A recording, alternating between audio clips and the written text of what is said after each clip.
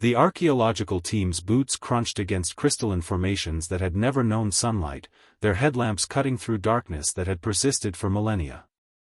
Dr. Marcus Webb adjusted his scanner, watching the readings spike beyond anything he'd encountered in 30 years of xenoarchaeology. The chamber stretched impossibly far in every direction, its walls adorned with geometric patterns that seemed to shift when observed directly. "This can't be right," whispered Dr. Elena Rodriguez, her voice echoing strangely in the vast space. "The carbon dating suggests this structure predates human civilization by at least 50,000 years." Captain Jake Morrison, leading the security detail, kept his weapon lowered but ready, his military instinct screaming warnings his rational mind couldn't quite process. The discovery had begun 3 months ago when deep space mining operations on Kepler 442b had broken through what they initially believed was a natural cave system. Instead, they'd found something that defied every assumption about the galaxy's history. The mining crew had reported strange phenomena almost immediately, tools that moved on their own, whispered voices in languages that predated human speech, and most disturbing of all, the sensation that something vast and ancient was watching them work. Corporate executives had initially dismissed these reports as mining madness, a well-documented psychological condition affecting deep space workers. But when 3 separate crews reported identical experiences, and when the preliminary scans revealed artificial structures buried beneath kilometers of accumulated cosmic debris, everything changed. The Terran Archaeological Consortium had dispatched their best team within weeks, led by Dr. Webb, whose reputation for solving impossible mysteries had made him legendary among his peers. What they'd found upon arrival had shattered every preconception about humanity's place in the cosmic timeline. The structure wasn't just ancient, it was impossibly sophisticated, incorporating technologies that current human science could barely comprehend. The walls themselves seemed to be composed of a material that existed in multiple dimensions simultaneously, creating the unsettling visual effect that had been driving the research team to distraction for weeks. Dr. Rodriguez ran her hand along one of the geometric patterns, feeling a subtle vibration that seemed to resonate with her very bones. "Marcus, look at this," she called, her scanner detecting energy signatures that shouldn't exist in a supposedly dead structure. The patterns weren't just decorative, they were functional, part of some vast system that remained active despite the passage of countless millennia. As her fingers traced the alien geometry, the pattern began to glow with a soft, pulsing light that matched the rhythm of her heartbeat. Captain Morrison immediately raised his weapon, his team forming a defensive perimeter around the archaeologists. "Everyone stay calm," he ordered, though his own voice betrayed the tension he felt. The glow spread along the walls like a slow-moving infection, revealing the true scope of the chamber they'd entered. It wasn't a room, it was a corridor, stretching for kilometers in both directions, lined with alcoves that contained objects whose purpose remained tantalizingly unclear. Some appeared to be technological devices, their surfaces covered in the same shifting patterns that adorned the walls. Others looked almost organic, as if they'd grown rather than been manufactured. All of them began to emit the same soft, rhythmic glow that had started with Dr. Rodriguez's touch. "We need to document everything," Dr. Webb said, his scientific excitement overriding his caution. "This could rewrite human history, hell, it could rewrite galactic history." He began taking detailed scans of the nearest alcove, where a crystalline structure roughly the size of a human torso pulsed with internal light. The scanner's readings were unlike anything in the archaeological database, suggesting the object was composed of materials that existed in a state of quantum superposition. As he worked, he became aware of a subtle sound, not quite music, not quite machinery, but something that seemed to emanate from the very walls themselves.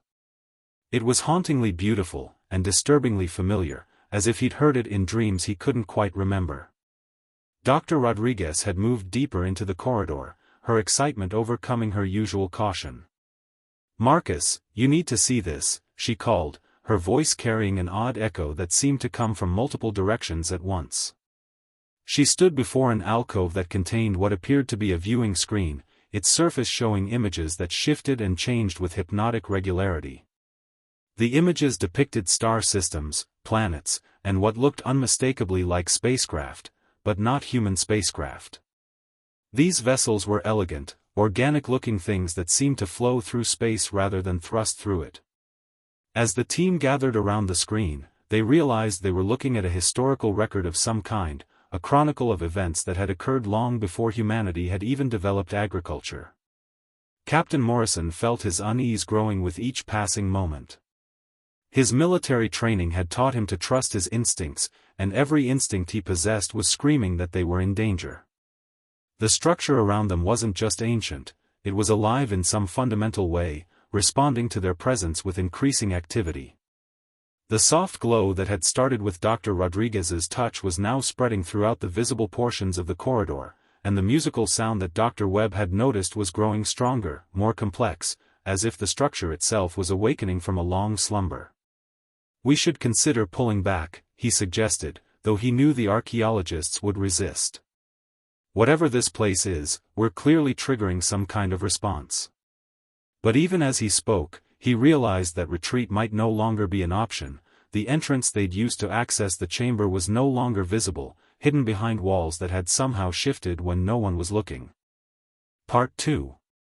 The realization that their exit had vanished struck the team with varying degrees of panic and fascination. Dr. Webb immediately began scanning the walls where their entrance should have been, his instruments detecting the same quantum-shifted materials but no trace of an opening. "The molecular structure is completely seamless," he reported, his voice steady despite the implications.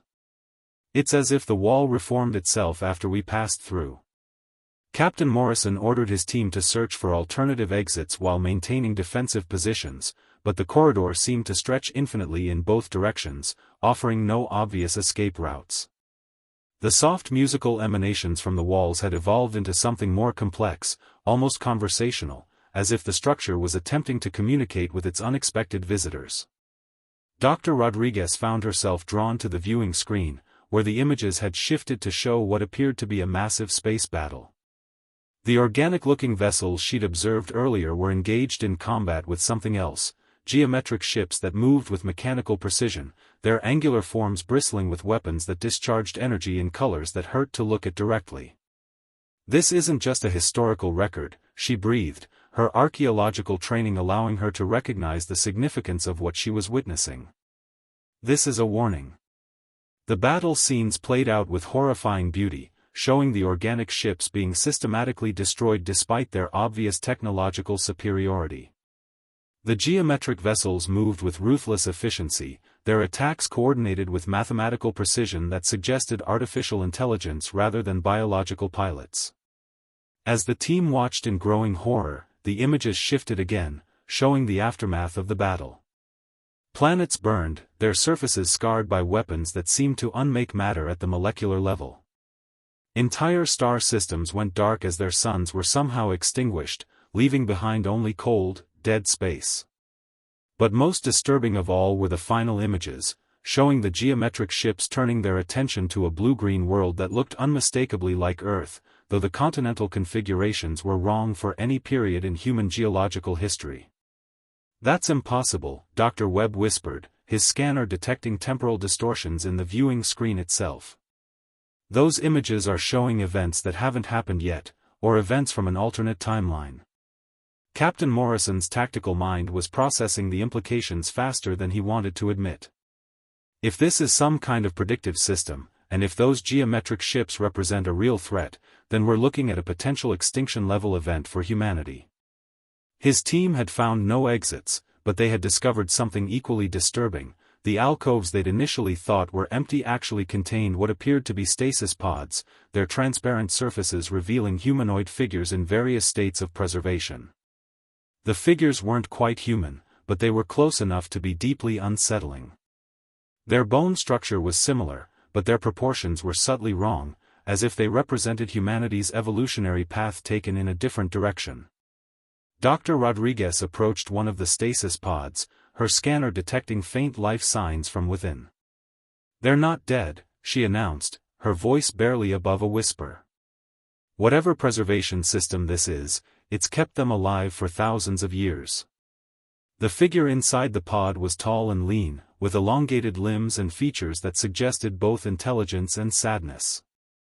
Its eyes were closed, but as Dr. Rodriguez watched, she could swear she saw movement beneath the lids, as if the being was dreaming. The pod's surface was covered in the same geometric patterns that adorned the walls, but these patterns were different, more organic, more flowing, as if they represented a fusion of the two design philosophies they'd observed in the battle recordings. The musical emanations from the walls suddenly intensified, and the stasis pod began to glow more brightly.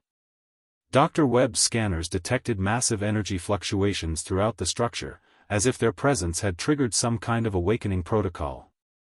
"The entire facility is coming online," he reported, his excitement warring with his growing apprehension.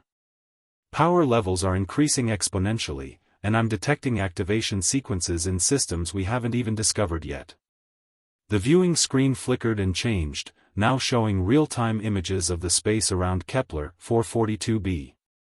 Their research vessel hung in orbit exactly where they'd left it, but it was no longer alone. Geometric shapes were materializing in the void around it, their angular forms growing larger and more defined with each passing moment. Captain Morrison immediately tried to contact their ship, but his communications equipment produced only static. "We're being jammed," he announced, though he suspected the interference was coming from the structure around them rather than the mysterious ships appearing in orbit.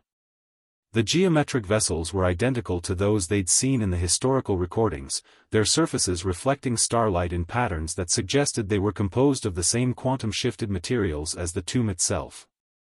As the team watched in growing horror, the ships began to move toward their research vessel with predatory grace, their weapon systems charging with ominous purpose.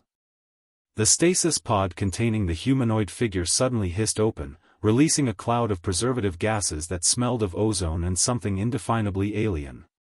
The being inside drew its first breath in millennia, its eyes opening to reveal irises that shifted color like oil on water. It looked directly at Dr. Rodriguez, and when it spoke, its voice carried harmonics that seemed to resonate in dimensions beyond normal hearing. "You should not have come here," it said in perfect English, though its mouth movements didn't quite match the words. "The architects have been waiting for someone to activate the tomb's defenses. By entering this place, you have announced humanity's location to those who would see your species extinct." The being struggled to sit up, its movements weak but determined. "I am Keeper Nathaniel Cross, or I was, before the transformation. My people discovered this place 300 years ago, thinking it was a gift from benevolent aliens. We were wrong. The tomb is a trap, designed to lure developing civilizations into activating a beacon that calls the architects across the galaxy. Once they arrive, they systematically eliminate any species that might eventually challenge their dominion."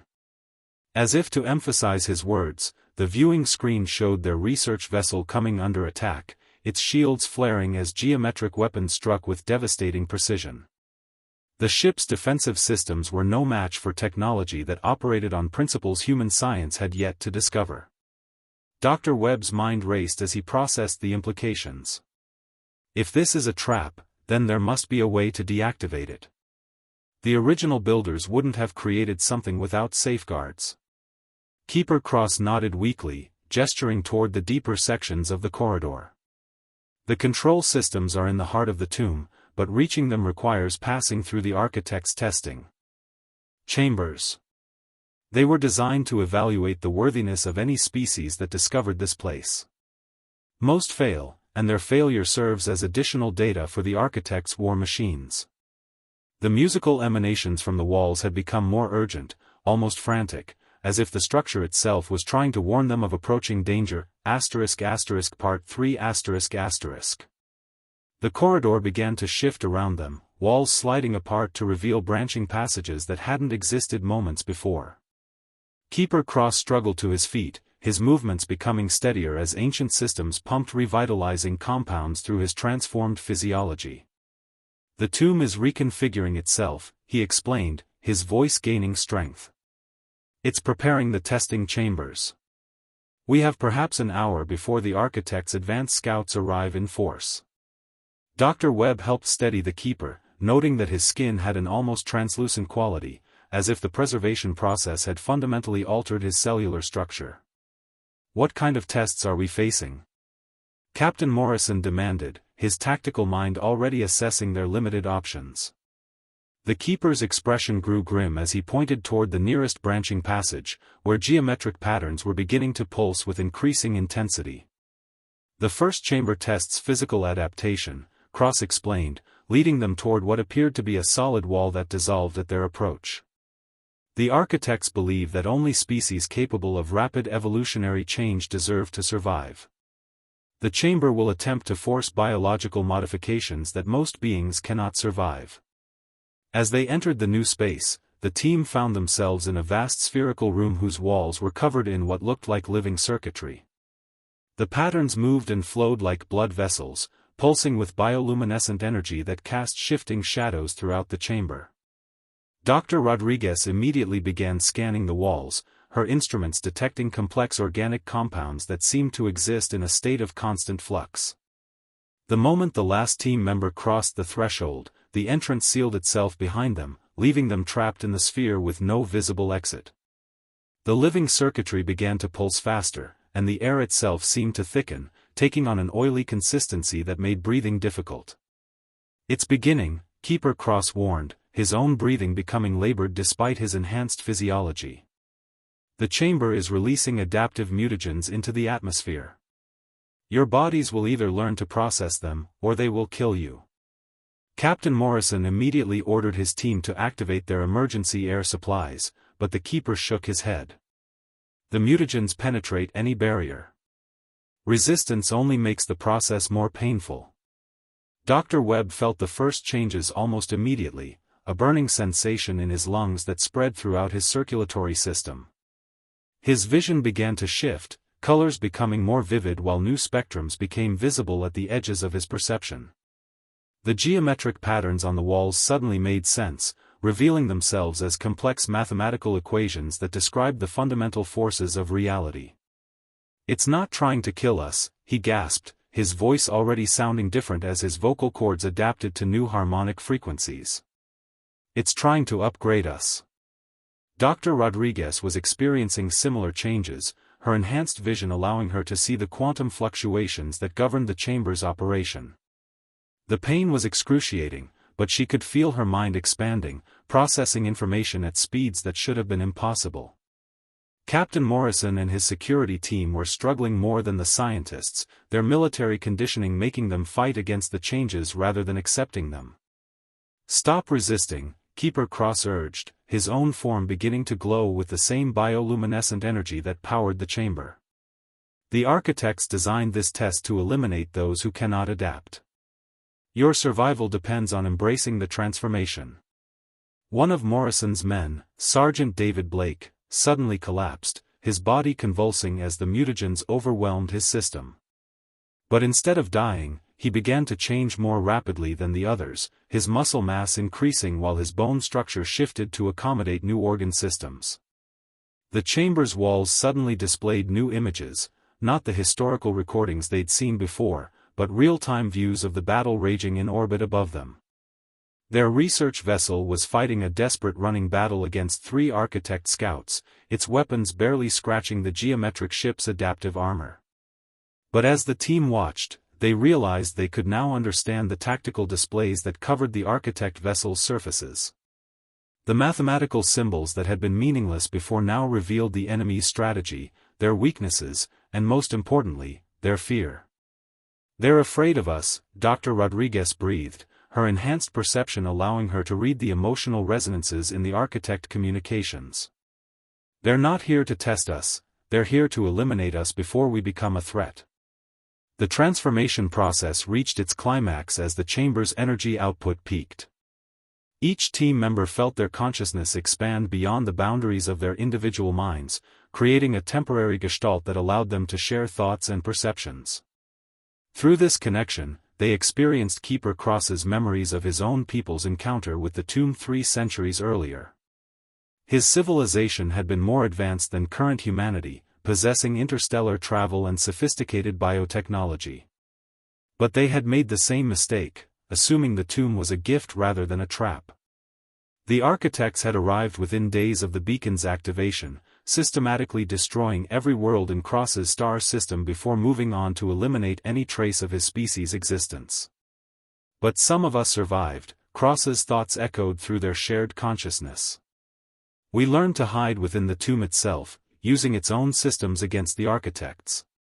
The preservation pods weren't just for storage, they were for evolution. Each generation that entered them emerged more adapted to fight the architects' technology.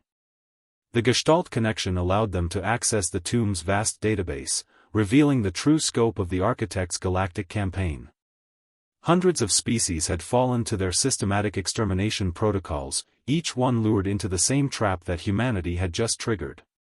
But the database also contained something else, records of species that had successfully passed the tests and turned the tomb's weapons against their would-be destroyers. As the transformation completed, the chamber's walls began to shift again, revealing a new passage that led deeper into the tomb's heart. The team's enhanced senses could now perceive the structure's true nature. It wasn't just a building, but a vast organism that existed partially in normal space and partially in dimensions that human science had never imagined. "The second test awaits," Keeper Cross announced, his form now fully integrated with the tomb's systems. "But you must understand, each test makes you less human and more like the architects themselves. The final test will determine whether you retain enough of your original nature to resist their programming, or whether you become another tool in their campaign of extinction." Dr. Webb flexed his transformed hands, marveling at the new sensory organs that had grown along his fingertips. He could feel the quantum fluctuations that governed reality itself, and with that perception came the understanding that the universe was far stranger and more dangerous than humanity had ever imagined. "What happens if we fail the final test?" he asked, though part of him already knew the answer. Keeper Cross's expression grew sorrowful as he gestured toward the deeper passages. "Then you become architects yourselves, and humanity's extinction becomes not just inevitable, but something you will personally ensure. The tomb doesn't just test worthiness, it creates the very enemies it claims to protect against." Part 4. The second chamber materialized around them as they walked, reality bending to accommodate the tomb's shifting architecture. This space defied geometric logic, existing as a series of interconnected platforms suspended in what appeared to be a void filled with swirling galaxies.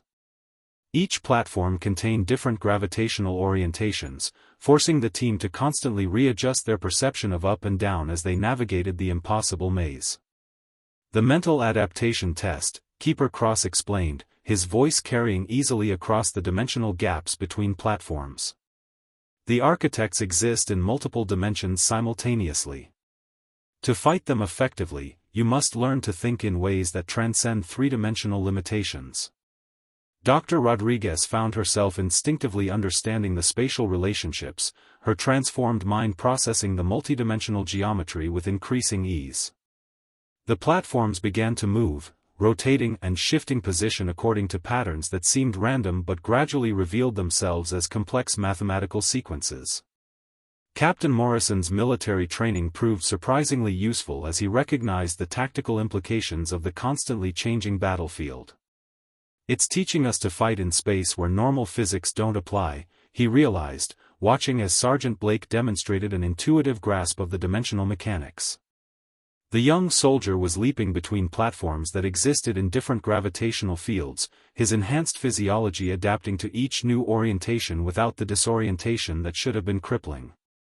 The transformation had affected each team member differently, but all of them were developing capabilities that bordered on the supernatural. Dr. Webb discovered that his enhanced perception allowed him to see the mathematical underpinnings of the chamber's operation.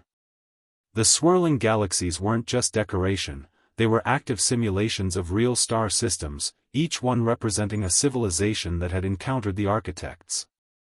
As he focused on individual galaxies, he could access their histories, watching entire species rise and fall in accelerated time. Most ended the same way, with geometric ships arriving to systematically eliminate any trace of their existence. But a few galaxies showed different outcomes, civilizations that had somehow turned the architects' own weapons against them. "There's a pattern," he announced, his voice carrying across the dimensional void. The species that survived all had one thing in common: they learned to think like the architects without becoming them. The platforms suddenly began moving faster, forcing the team to make increasingly difficult leaps across dimensional gaps. But with each successful navigation, their understanding of multidimensional space grew more sophisticated. Dr. Rodriguez found herself calculating trajectory paths that existed in 4 dimensions simultaneously, while Captain Morrison began to see tactical applications that could revolutionize human military doctrine. The chamber was teaching them to perceive reality as the architects did, not as a fixed structure, but as a malleable framework that could be manipulated by those with sufficient understanding. This is how they move their ships, Keeper Cross observed, effortlessly transitioning between platforms that existed in different temporal streams. They don't travel through space, they reshape space around themselves. The test reached its climax when the platforms began to merge and separate in patterns that required the team to work together across multiple dimensions. Dr. Webb found himself on a platform that existed partially in the past, while Dr. Rodriguez occupied one that extended into possible futures. Captain Morrison and his team were scattered across platforms that existed in parallel realities, each one showing slightly different versions of their current situation. To succeed, they had to coordinate their actions across time and probability, sharing information between past, present, and future versions of themselves. The mental strain was enormous, but their transformed minds proved capable of processing the paradoxes without breaking down. As they mastered the dimensional navigation, the chamber began displaying new information, tactical data about the architect fleet currently approaching their position. The geometric ships operated on the same multidimensional principles they were learning, existing simultaneously in normal space and in quantum probability fields that allowed them to predict and counter most conventional attacks. But the data also revealed weaknesses. The architects' reliance on mathematical precision made them vulnerable to truly random actions, and their multidimensional existence created blind spots that could be exploited by beings who understood their operational principles. They're not invincible, Captain Morrison realized, his tactical mind already formulating strategies that incorporated their new capabilities. They're just operating on a level we never understood before. The chamber's final challenge required them to navigate a maze that existed in 7 dimensions simultaneously, with each wrong turn leading to temporal loops that could trap them for eternity. But their enhanced minds had learned to perceive the maze's structure as a whole, seeing the solution not as a path through space but as a mathematical equation that could be solved through pure thought. As they reached the maze's center, they found themselves standing before a crystalline structure that pulsed with the same energy as the tomb's core systems. The memory crystal, Keeper Cross explained, his form beginning to fade as the chamber prepared to transition them to the next test. It contains the complete tactical database of every species that has faced the architects. Touch it, and you will know everything they knew, but you will also experience their final moments. Dr. Webb reached out without hesitation, his transformed fingers making contact with the crystal's surface. Immediately, his consciousness was flooded with the memories of 1,000 dying civilizations. He experienced the terror of worlds burning under architect weapons, the desperation of final battles fought against impossible odds, and the bitter realization that resistance was futile. But buried within the despair, he found something else, fragments of hope, moments when individual beings had discovered ways to strike back against their destroyers. The crystal contained not just the record of defeat, but the accumulated knowledge of how the architects could be beaten. They can be stopped, he gasped as the visions faded. But the cost is almost everything we are. The chamber began to dissolve around them, reality reshaping itself once again as they were transported to the third test. But as they moved deeper into the tomb's heart, Dr. Rodriguez noticed something disturbing in the quantum readings she was now capable of perceiving directly. The tomb isn't just testing us, she announced, her voice tight with growing alarm. It's changing us into something specific. Each test is designed to strip away more of our humanity and replace it with architect characteristics. Keeper Cross's fading form nodded sadly. The final test will determine whether enough of your original nature survives to resist the programming. Most species fail not because they lack the capability, but because they lose themselves in the process of gaining the power to fight back. The implications hit Captain Morrison like a physical blow. "You're saying that to defeat the architects, we have to become them?" The keeper's response echoed from the dissolving chamber as they were pulled toward their next trial. The tomb was designed by the architects themselves, using the knowledge they gained from conquered species. It doesn't create defenders, it creates new architects to replace those who fall in battle. The question you must answer in the final test is whether you can retain enough humanity to choose a different path, or whether you will simply become the next generation of galactic exterminators. As the third chamber materialized around them, the team realized they were no longer fighting just for humanity's survival, but for their own souls. Part 5. The third chamber thrust them into what appeared to be a living nightmare, a space that existed as pure emotion given physical form. The walls breathed with malevolent intent, while the floor beneath their feet pulsed with the accumulated suffering of countless extinct civilizations.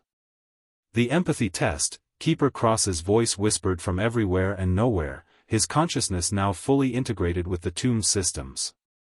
The architects believe that emotional attachment is weakness. This chamber will force you to experience the death of every species they have destroyed. Most beings either go insane from the trauma or shut down their emotional responses entirely to survive. Dr. Rodriguez immediately felt the assault begin, waves of grief, terror, and despair washing over her enhanced consciousness as she experienced the final moments of beings whose names had been erased from galactic history. The chamber forced them to witness genocide on an unimaginable scale, not as distant observers but as the victims themselves. Dr. Webb found himself experiencing the last thoughts of a scientist much like himself, watching helplessly as architect weapons reduced his homeworld to cosmic dust. The emotional resonance was so intense that his transformed nervous system began to overload, threatening to burn out the very enhancements that had allowed him to survive the previous tests. Captain Morrison experienced the desperation of military commanders who had fought hopeless battles against impossible odds, their tactical brilliance meaningless against enemies who operated outside the normal rules of warfare. Each death was personal, each extinction a wound that cut deeper than physical pain. Sergeant Blake was the first to break under the emotional assault, his enhanced physiology unable to process the sheer volume of suffering being forced into his consciousness. He collapsed to the breathing floor, his body convulsing as his mind tried to shut down rather than continue experiencing the accumulated trauma of galactic genocide. But instead of losing consciousness, he found himself changing again, his emotional responses dampening as new neural pathways formed to protect his sanity. "It's working," he gasped, his voice now carrying the same cold precision they had heard in architect communications. "The pain is fading. I can think clearly again." Dr. Rodriguez watched in horror as Blake's eyes took on the same mathematical coldness she had observed in the geometric ship's tactical displays. "Don't let it shut you down," she urged, fighting against her own emotional overload. "The moment we stop feeling their pain, we become like the architects themselves."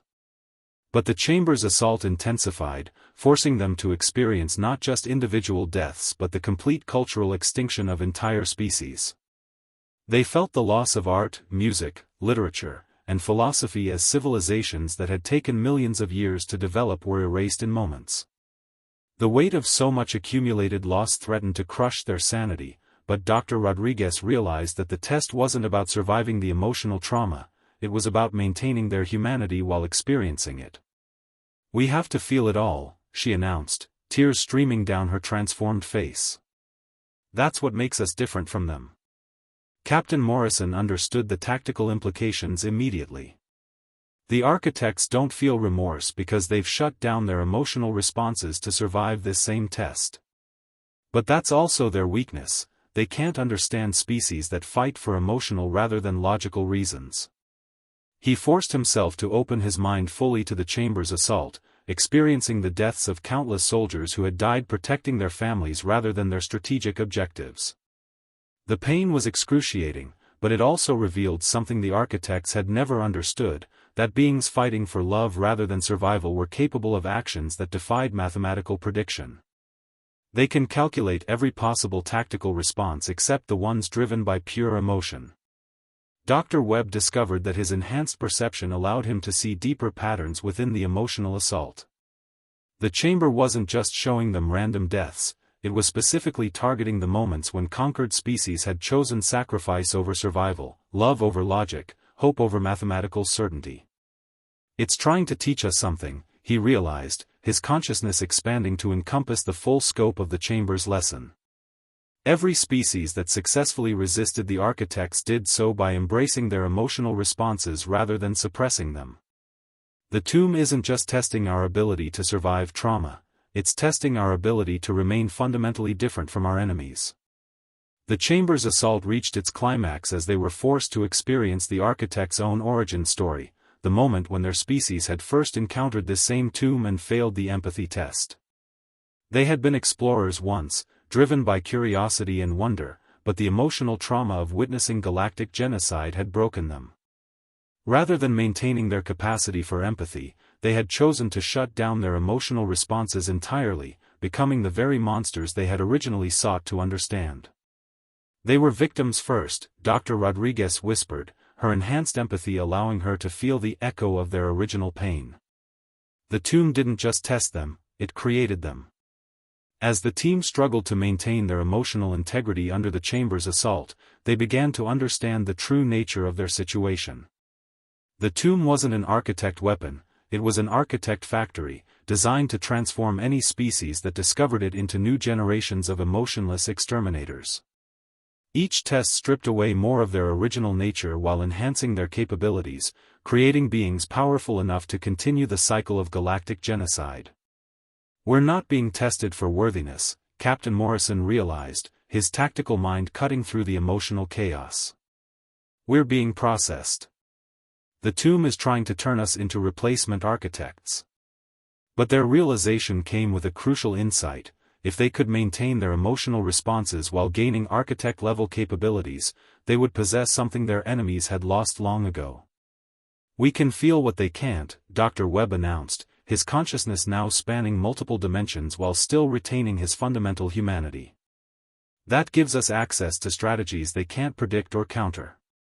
The chamber began to shift around them, recognizing that they had passed the test not by surviving the emotional assault, but by embracing it.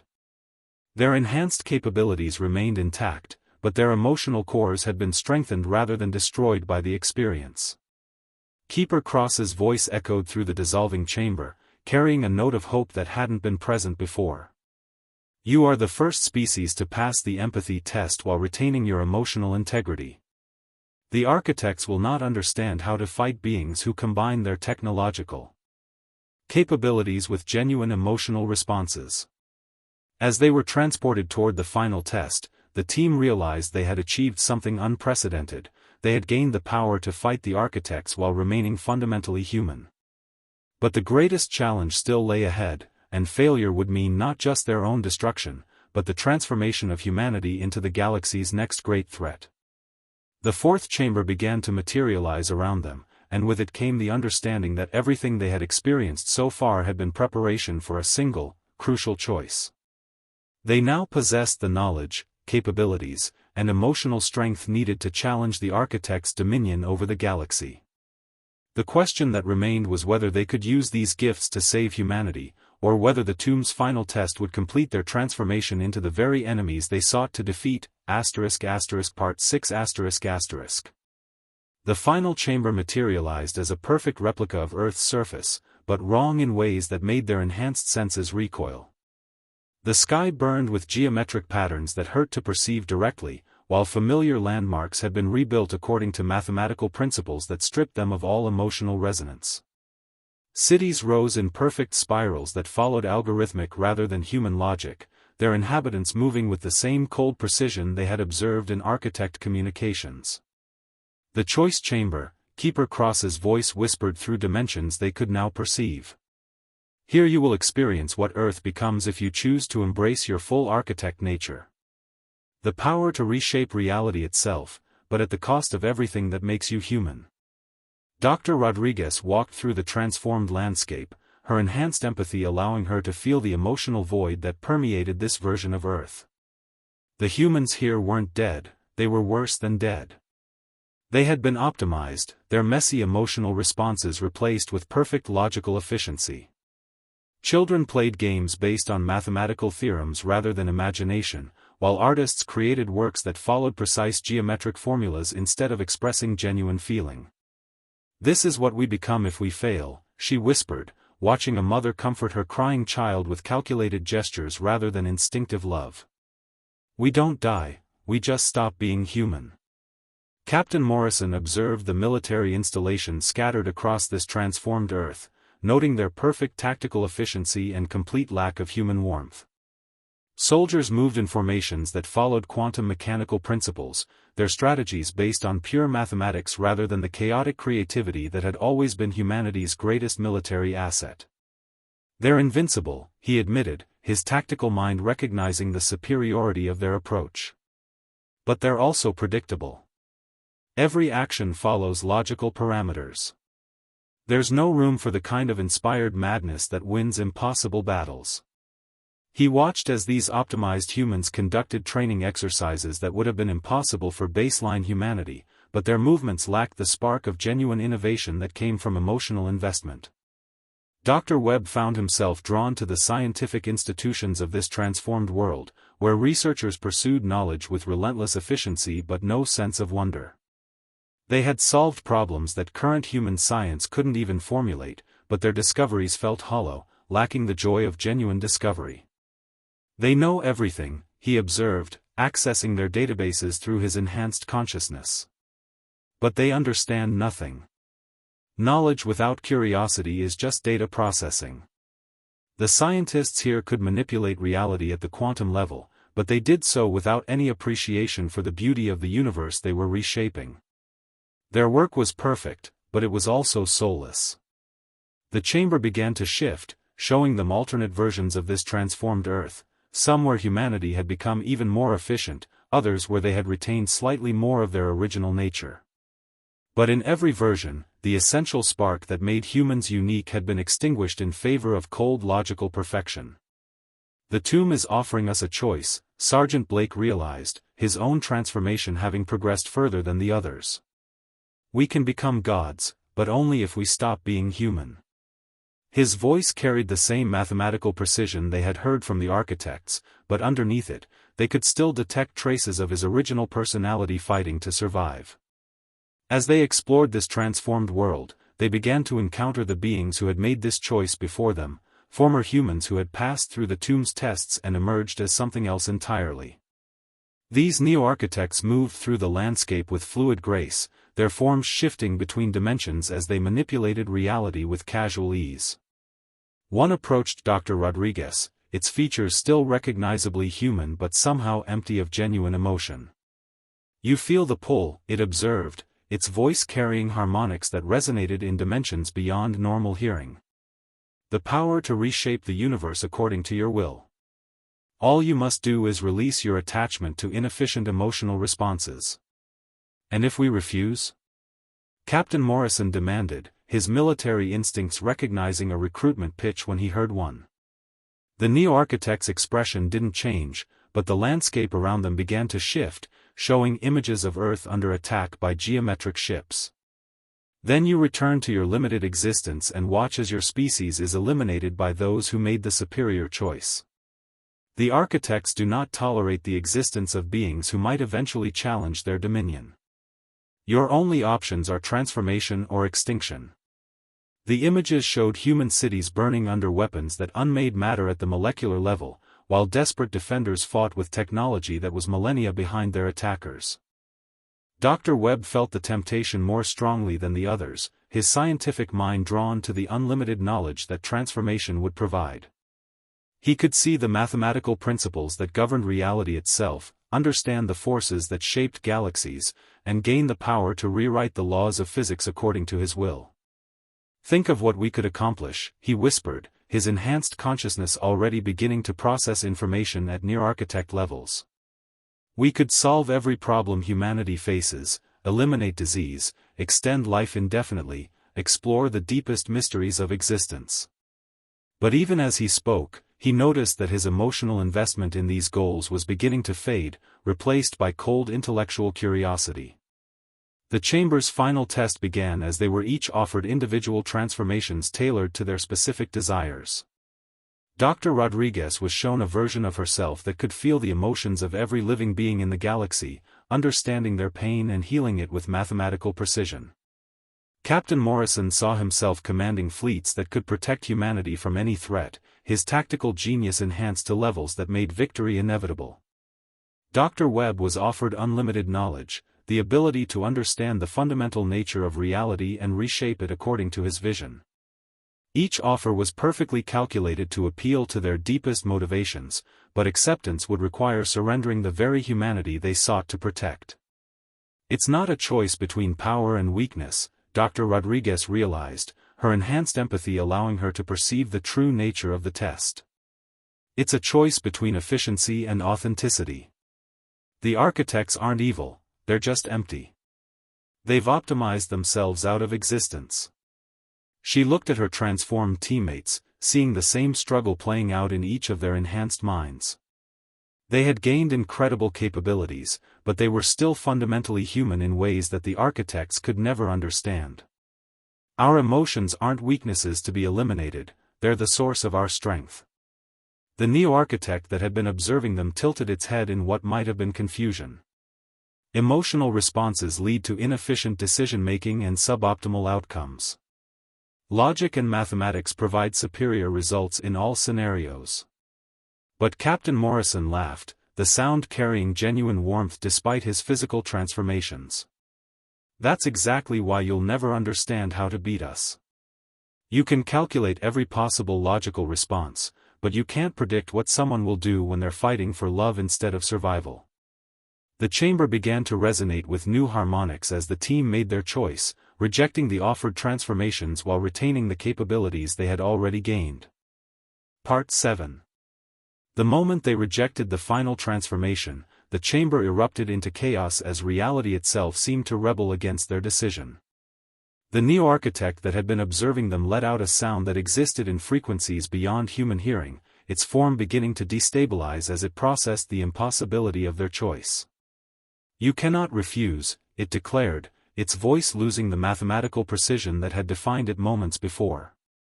No species has ever gained architect-level capabilities while retaining emotional inefficiency. The universe does not permit such paradoxes.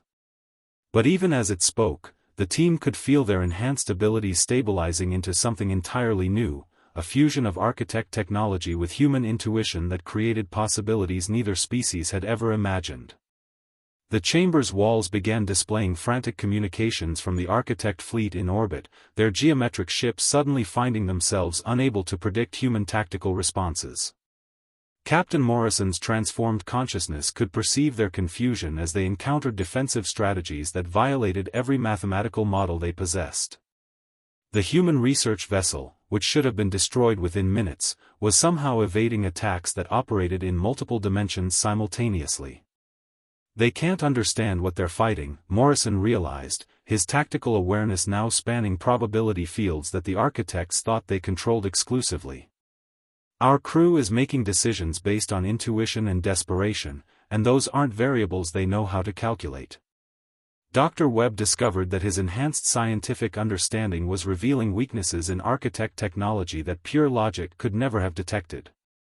Their ships operated on principles of mathematical perfection, but perfection itself was a limitation, it left no room for the kind of creative adaptation that characterized human innovation. Their weapons are designed to counter logical defensive responses, he announced, his consciousness interfacing directly with the tomb's systems. But they can't adapt to defenses that don't make mathematical sense. He began uploading tactical data to their orbiting vessel, information that would allow human crews to exploit the gaps in architect predictive models. The neo-architect's form was becoming increasingly unstable as it struggled to process their continued existence. This is impossible, it repeated, its voice fragmenting across multiple dimensional frequencies. Emotional responses create chaos in quantum systems. You should be experiencing cascade failures in your enhanced neural networks. But Dr. Rodriguez's empathic abilities were actually strengthening her other enhancements, creating feedback loops that amplified her capabilities beyond anything the architects had achieved. "That's because you never understood what emotions actually are," she replied, her consciousness expanding to encompass the quantum fluctuations that governed the tomb's operation. "They're not chaos, they're a different kind of order, one that operates on principles you eliminated from your own existence." The chamber began to shift again, but this time the transformation was chaotic, uncontrolled. The tomb's systems were encountering something they had never been designed to handle, beings who possessed architect-level capabilities but operated according to fundamentally different principles. Keeper Cross's consciousness suddenly manifested more clearly, his form stabilizing as the team's presence created new possibilities within the tomb's quantum matrix. "You're breaking the cycle," he announced, wonder evident in his voice for the first time in centuries. "The tomb was designed to create architects, but you're creating something else entirely, something the original builders never anticipated." The implications hit them all simultaneously as their enhanced minds processed the full scope of what was happening. They weren't just resisting transformation, they were transforming the tomb itself, turning an architect factory into something that could create genuine defenders of organic life. "We can use this," Captain Morrison realized, his tactical consciousness already formulating strategies that incorporated their unique capabilities.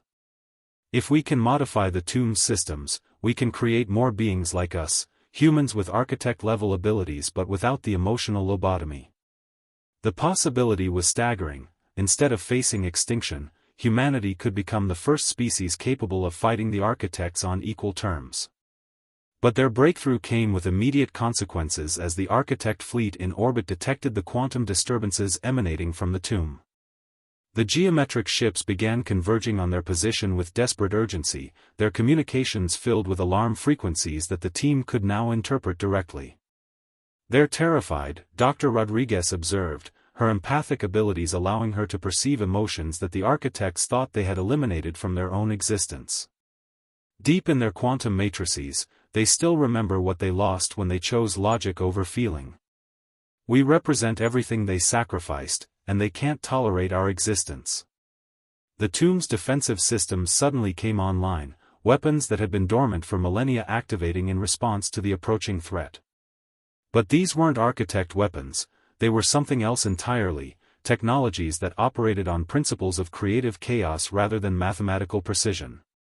Beams of pure possibility lanced out from hidden emplacements, striking the geometric ships with attacks that existed in probability space rather than normal reality.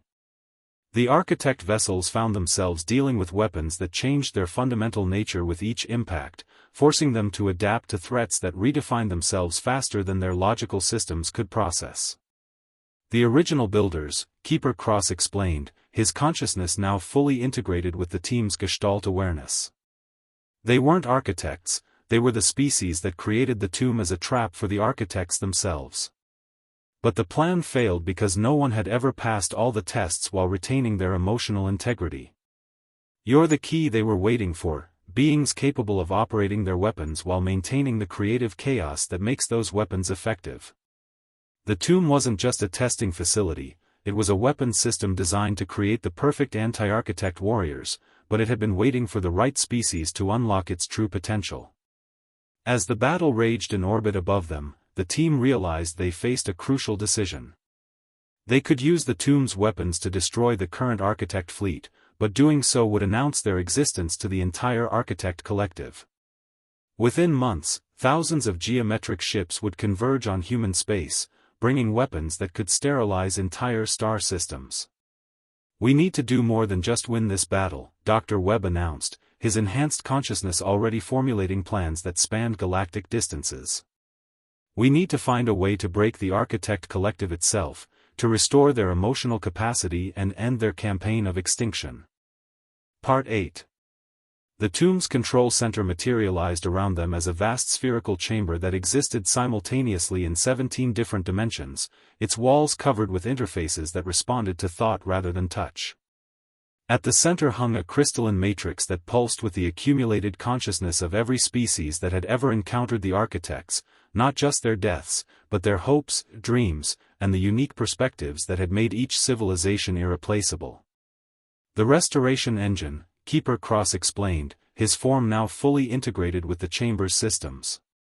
The original builders designed it to reverse the architect transformation, but it requires beings who possess both architect capabilities and genuine emotional resonance to operate. Dr. Rodriguez approached the matrix, her enhanced empathy immediately connecting with the preserved consciousness fragments within. The moment her transformed fingers touched the crystalline surface, the chamber erupted with the voices of 1,000,000 extinct civilizations, each one adding their knowledge to a growing symphony of resistance. She could feel their pain, their love, their desperate hope that someone would eventually find a way to stop the cycle of galactic genocide. "They're all here," she whispered, tears streaming down her face as she experienced the full scope of what had been lost. Every species the architects destroyed, their consciousness was preserved in the quantum matrix. They've been waiting for someone who could feel their pain and use it as a weapon. The matrix began to glow more brightly as her emotional resonance activated systems that had been dormant for millions of years. Captain Morrison's tactical consciousness immediately grasped the strategic implications as data flowed through the chamber's interfaces. The restoration engine wasn't just a weapon, it was a transmission system capable of reaching every architect vessel in the galaxy simultaneously. "We can broadcast the preserved consciousness directly into their quantum matrices," he realized, his enhanced mind already calculating the tactical parameters required for such an operation. "Force them to experience every emotion they've suppressed, every death they've caused, every civilization they've destroyed. The psychological shock should be enough to break their collective programming. But the process would require enormous amounts of energy, and the tomb's power systems were already straining under the assault from the fleet above."